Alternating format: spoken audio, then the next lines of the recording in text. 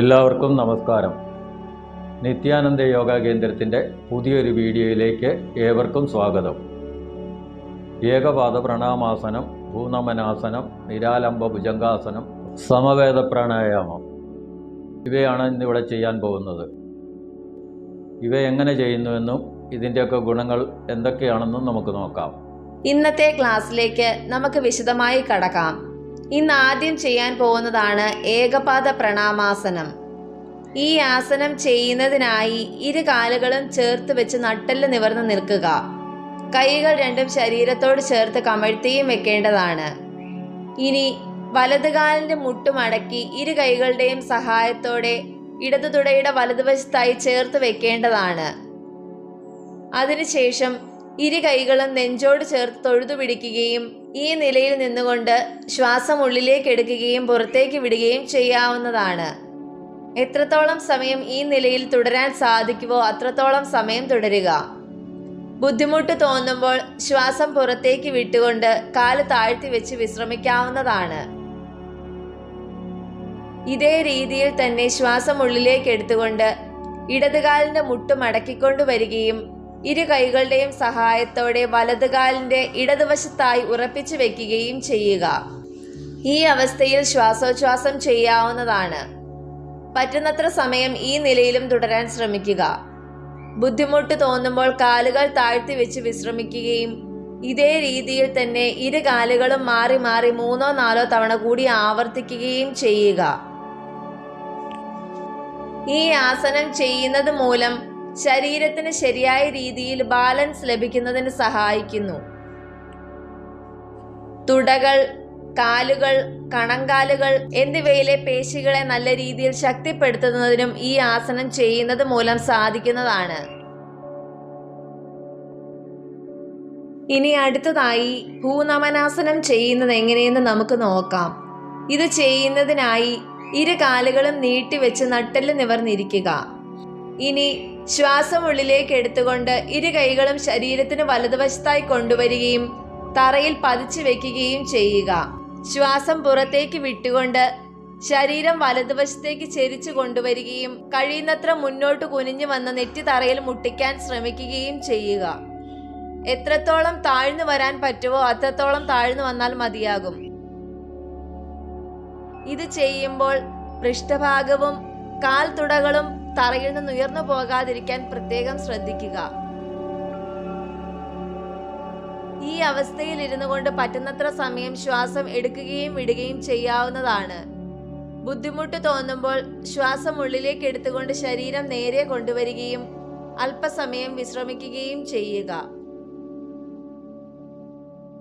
ഇതേ രീതിയിൽ തന്നെ ശരീരത്തിന്റെ ഇടതുവശത്തായി കൈകൾ തറയിൽ പതിച്ചു വെച്ചും ചെയ്യേണ്ടതാണ്. നടുവേദന, ഉയർന്ന രക്തസമ്മർദ്ദം, ഹൃദ്രോഗം എന്നിവയുള്ളവർ ഈ ആസനം ഒഴിവാക്കുന്നതായിരിക്കും നല്ലത്. ഈ ആസനം ചെയ്യുന്നത് മൂലം പുറത്തെ പേശികൾ ശക്തങ്ങളാകുന്നതിന് സഹായിക്കുന്നു. നട്ടെല്ലും അതിനോടനുബന്ധിച്ചുള്ള സകല നാഡീഞരമ്പുകളും നല്ല രീതിയിൽ ബലം പ്രാപിക്കുന്നു.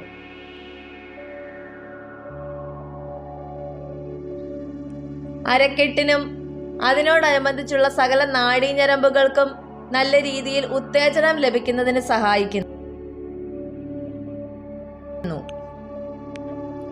കാൽത്തുടകൾക്ക് നല്ല രീതിയിൽ ബലം വരുന്നതിനും ഈ ആസനം ചെയ്യുന്നത് മൂലം സാധിക്കുന്നതാണ്.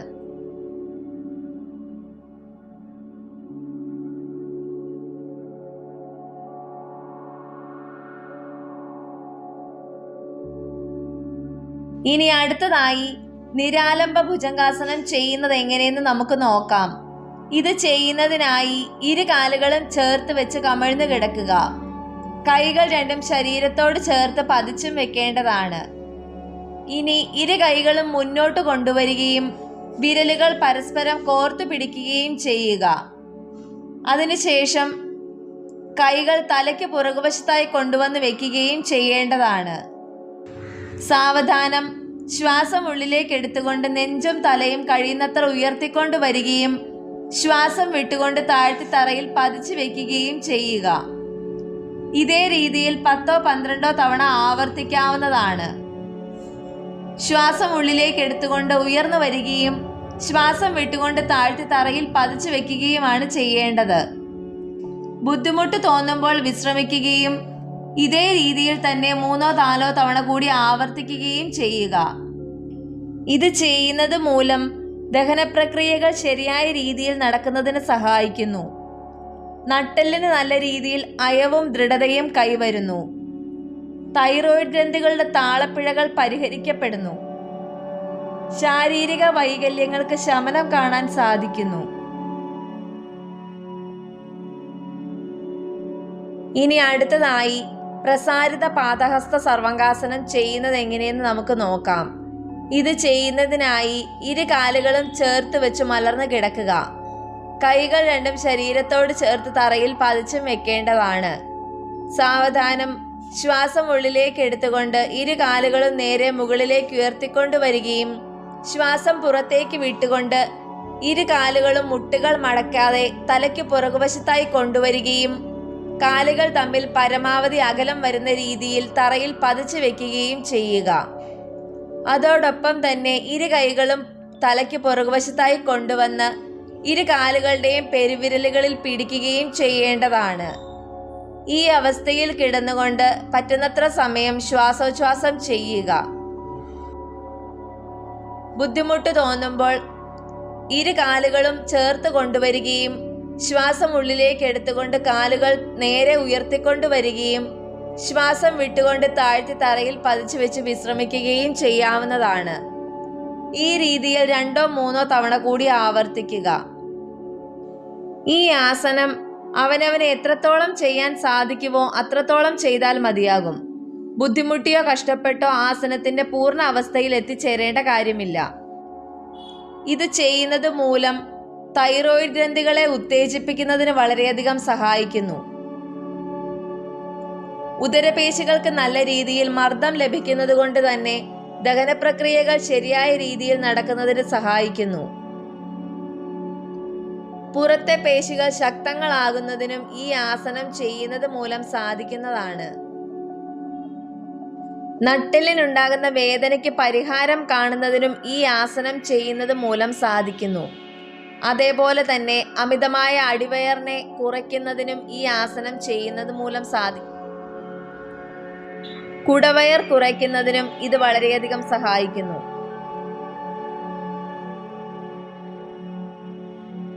ഇന്ന് നമുക്ക് സമവേദ പ്രാണായാമം ചെയ്യുന്നത് എങ്ങനെയെന്ന് നോക്കാം.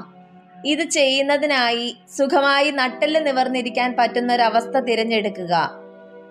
അതിനുശേഷം ഇരു കൈകളും കാൽമുട്ടുകളിൽ മലർത്തി വയ്ക്കുകയും തള്ളവിരലും ചൂണ്ടുവിരലും പരസ്പരം ചേർത്ത് വയ്ക്കുകയും ചെയ്യുക.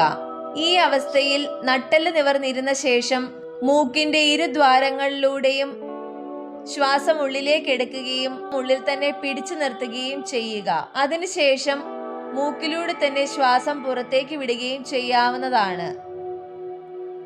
ഇതേ രീതിയിൽ 8-10 തവണ ആവർത്തിക്കുക.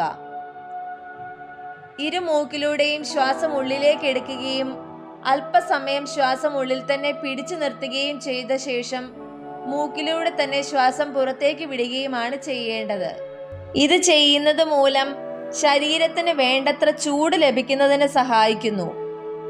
അതേപോലെ തന്നെ സമീകൃതമായ ഒരു ഉഷ്ണത നിലനിർത്തുവാനും സഹായിക്കുന്നു. ശരീരത്തിലെ സകല നാഡീഞരമ്പുകൾക്കും പേശികൾക്കും നല്ല രീതിയിൽ ഉണർന്ന് പ്രവർത്തിക്കാനുള്ള ഒരു കഴിവ് ലഭിക്കുന്നു. ശരീരത്തിനും മനസ്സിനും നല്ല രീതിയിൽ ശാന്തത കൈവരുന്നതിനും ഇത് ചെയ്യുന്നത് മൂലം സാധിക്കുന്നതാണ്.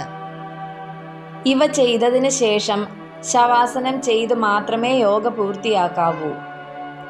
ഏകപാദ പ്രണാമാസനം, പൂനമനാസനം, നിരാലംബ ഭുജംഗാസനം, പ്രസാരിത പാദഹസ്ത സർവങ്കാസനം, സമവേദ പ്രാണായാമം എന്നിവയാണ് ഇന്ന് നമ്മൾ പുതുതായി പരിശീലിച്ചത്. ഇവ ചെയ്യുന്നത് എങ്ങനെയെന്നും ഇവ ഓരോന്നും ചെയ്യുന്നത് മൂലം ലഭിക്കുന്ന ഗുണങ്ങൾ എന്തൊക്കെയെന്നും എല്ലാവർക്കും മനസ്സിലായെന്ന് പ്രതീക്ഷിക്കുന്നു.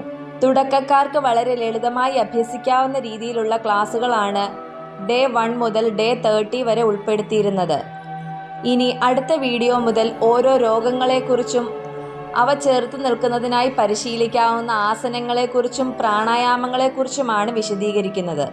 വീഡിയോ ഇഷ്ടപ്പെട്ടിട്ടുണ്ടെങ്കിൽ ലൈക്കും ഷെയറും സബ്സ്ക്രൈബും ചെയ്യാൻ മറക്കരുത്. ലോകാ സമസ്ത സുഖിനോ ഭവന്തു.